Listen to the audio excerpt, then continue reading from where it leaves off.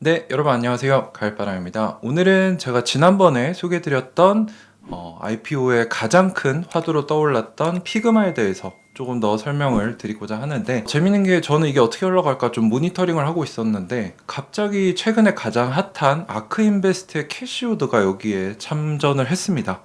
그래서 지금까지 흘러온 흐름을 보면은 상장이 30불 초반으로 됐다고 하는데, 실제로 이 주가 차트에 보이는 거는 90불 위에서부터 스타트를 했어요. 그래서 첫날에는 이게 얼마까지 올라갔냐면은 124불까지 올라갔다가 115불 정도에서 마감을 했습니다. 그리고 금요일에는 이게 또 143불 가까이 올라갔다가 좀 떨어지면서 이제 122불에 맞췄고, 애프터마켓에서는 한 60% 떨어져서 115불, 113불 정도에서 떨어졌단 말이에요. 그래서 생각보다 많이 오르지 않았다라고 저는 생각이 들거든요. 참고로 서클과 비교를 좀 해보면, 서클은 초반에 69불에 거래가 시작이 됐고 상장하고 쭉 급등을 하다가 6월 5일에 69불에 시가가 시작이 됐는데, 가장 많이 올랐던 거는 6월 23일에 299불까지 올라갔습니다. 그리고 지금은 좀 떨어지면서 지금은 168불까지 조금 조정을 받았는데, 여전히 시작을 했던 69불 대비 168불이면은 거의 3배죠. 그래서 여전히 좋은 흐름을 보여주고 있고, 피그마는 이제 시작이 됐는데 85불 정도에 시작해서 지금은 122불로 거의 많이 오르진 못했어요. 뭐 여러 가지 탓이 있겠죠. 금요일에 이제 고용보고서 나올 때 5월, 6월 나왔던 그때 추정치가 확정치로 나왔는데 거의 26만 개인가 28만 개 일자리가 줄어들면서 미국 고용 시장이 악화되고 있구나. 그래서 경기 둔화에 대한 우려로 매도세가 강하게 나와서 금요일에 이제 하락장이 연출이 되면서 피그마도 영향을 받았는데요. 서클에서 어마어마한 성공을 거둔 캐시우드가 왜 굳이 피그마에 이 비싼 돈을 주고, IPO 가격도 아니고 추정되는 가격이 115불 정도에 샀다라고 추정이 되고 있어요. 600만에서 700만 달러치 6만 주를 사면서 한 100억 정도를 산 거죠. 그래서 크게 사진 않았는데 왜 굳이 IPO 가격이었던 30불 초반 대비 한 4배까지 올라온 115불에서 100억이라는 돈을 베팅을 했을까? 이 부분은 생각을 해볼 필요가 있습니다. 그래서 서클에서는 캐시우드가 공모가 31불에서 450만 주 가까이를 샀었고, 매도를 151불 그리고 263불에서 하면서 수익률이 400%에서 거의 500%가 나왔다고 해요. 그리고 불과 이게 겨우 한 달도 안 걸린 사이에 거둔 수익률입니다. 겨우 2주 정도 안에. 아크인베스트 같은 경우는 2014년에 캐시우드라는 인물이 세운 투자 운용사인데, 아크가 액티브 리서치 논리지의 줄임말이라고 합니다. 철저한 리서치 기반의 액티브한 투자 철학, 열심히 공부해서 적극적으로 매매한다, 이런 뜻을 담고 있고 실제로 그렇게 하고 있죠. 그래서 5가지 혁신 테마에 집중하는데, AI 자동화, 로보틱스, 에너지 저장, 유전자 치료, 블록체인. 그래서 앞으로 5년에서 10년 안에 세상을 바꿀 기업에 투자한다라는 게 핵심 전략으로 ARKK, ARKW, FGQ 다양한 ETF를 가져가고 있습니다. 근데 실제로 이 회사에 대해 논란이 많은 게, 2020년에서 21년에는 테슬라, 로큐, 줌, 크리스퍼 등의 베팅에서 ETF 수익률이 굉장히 좋았는데 하락장이 왔었죠. 22년에서 23년에 금리 상승이나 양적 긴축 이런 것들 오면서, 그때는 고점 대비 80% 가까이 폭락하면서 수익률이 굉장히 안 좋았는데, 최근에 24년에 다시 장이 좋아지면서 굉장히 좋은 성적을 거두면서 차세대 워렌 버핏이다, 뭐 이런 칭호까지 받았어요. 근데 여기서 피그마를 승부수로 던진 게 아닐까, 저는 이렇게 좀 생각을 하는데, 피그마의 적정가를 우리가 알아야겠죠. 지금 피그마의 기업 가치를 매출로 나누면 EV 나누기 세일즈, 이게 이제 어느 정도 평가를 할 수 있는 지표인데, 이게 한 50배 정도 됩니다. 50배 가늠이 잘 안 오실 텐데, 비슷한 이 소프트웨어 기반 사스 기업들의 평균이 적게는 한 8배에서 많은 기업이 한 11배 정도 돼요. 그러니까 한 10배 정도가 적정하다라고 보는데, 지금 50배라는 거는 다른 기업들보다 5배나 부풀려져 있다는 거죠. 그래서 굉장히 비싼 구간이라는 거는 맞는 거고요.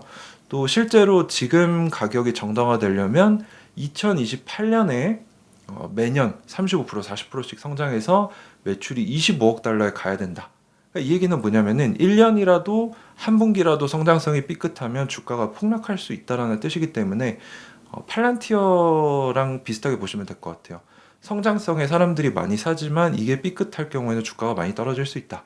그리고 IPO로 인해서 단기간에 많이 올랐어요.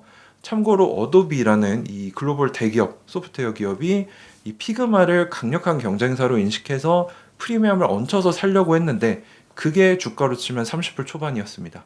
근데 지금 주가가 그거 대비 3, 4배 올랐으니까 과열이 맞다라고 볼 수 있죠. 근데 제가 캐시우드가 왜 샀을까 좀 고민을 해봤는데 금요일이 아니라 목요일 종가 기준으로 샀다라고 알려져 있어요. 115불 50센트. 그럼에도 산 이유는 이 피그마라는 기업이 파괴적 혁신의 대표주자다라고 보고 ETF에 편입했기 때문이다라고 생각이 됩니다. 그래서 아크 인베스트 자체가 파괴적 혁신에 집중을 하고 있는데 피그마 같은 경우는 이제 저는 디자이너가 아니라서 잘 모르는데 디자인 하시는 분들한테는 이거 대박이다.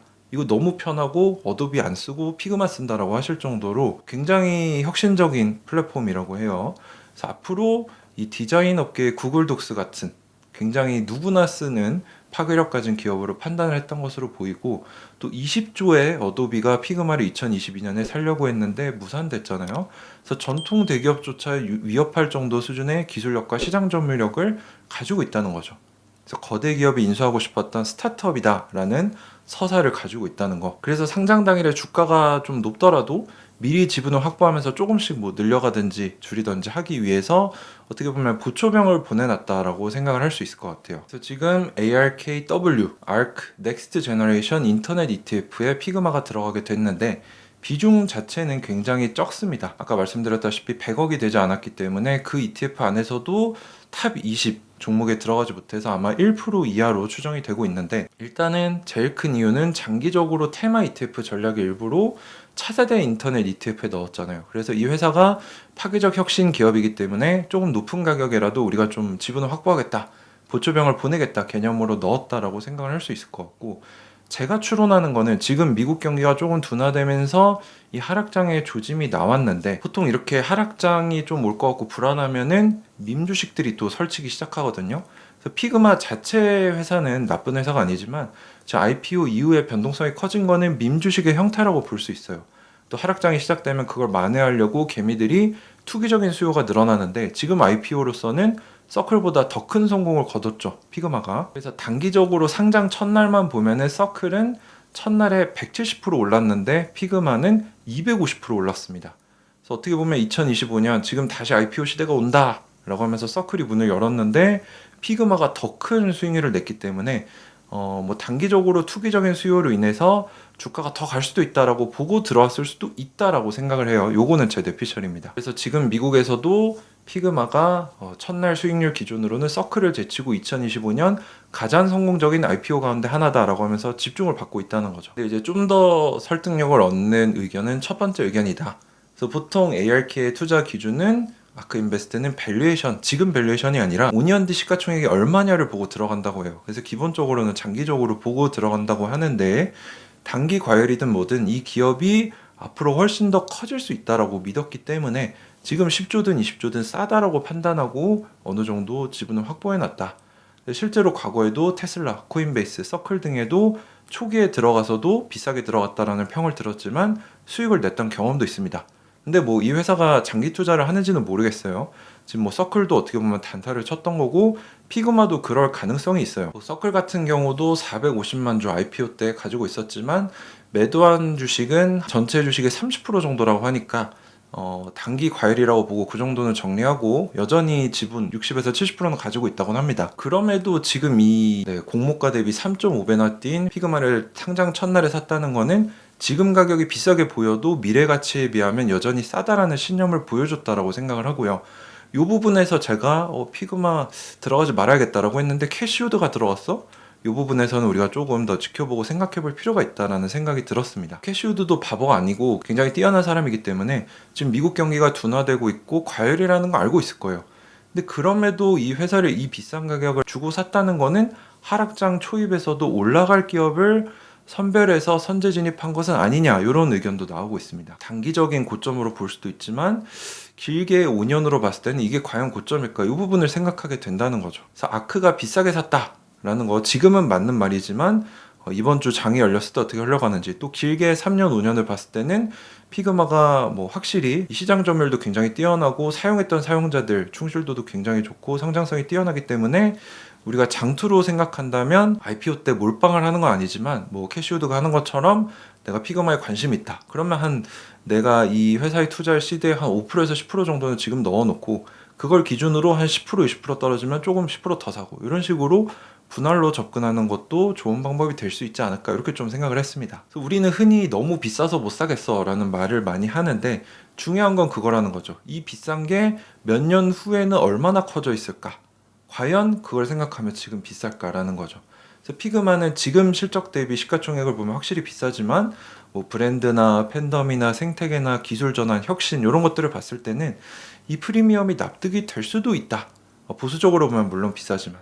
그래서 지금 피그마는 위험하지만 지금 제일 잘 나가는 성장주의 어머니인 아크인베스트의 캐시우드가 피그마를 이 가격을 주고 샀다는 거는 위험을 감수할 만하다라는 시그널로도 볼 수 있기 때문에 저도 이제 피그마를 IPO 때는 들어가지 말아야겠다라고 생각을 했는데 이 소식을 듣고 좀 더 고민을 해보면서 보조병 정도는 보내놓고 그걸 기준으로 실적을 보면서 판단해보는 건 어떨까 이런 것들 생각을 해봐야 되고요.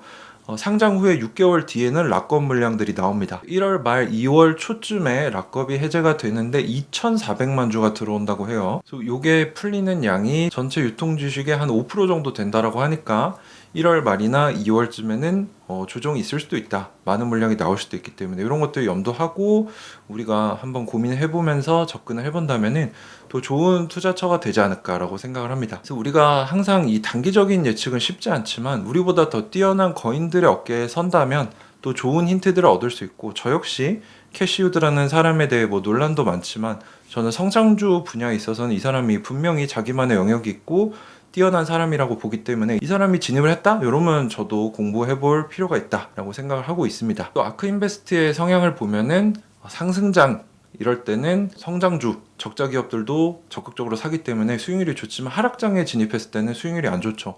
그래서 우리 일반 투자자 입장에서는 지금 시장 환경도 좋고 증시가 흐름이 좋다. 그러면 아크인베스트 사이트 들어가셔서 구독하시면은 매매 내역을 매일 보내주거든요. 그걸 어느 정도 참고해서 따라 하다가 하락장에 왔을 때는 얘네 하는 거를 따라하면 안 되겠죠. 걔네가 하는 거를 거꾸로 한다거나 아예 참고를 안 한다거나 이런 식으로 활용하는 방법도 있습니다. 여러분들도 한번 제 얘기를 기반으로 투자는 하시지 마시고요. 참고하셔서 여러분들 투자 전략에 활용하시면 또 좋은 기회가 될 수 있지 않을까 이렇게 생각을 하면서 오늘 영상을 마무리하도록 하겠습니다. 도움이 되셨다면 구독과 좋아요, 알림 설정까지 부탁드립니다. 앞으로도 피그마 관련돼서 좋은 소식들, 정보들이 있다면 또 전달드리도록 하겠습니다. 감사합니다. 가을바람이었습니다.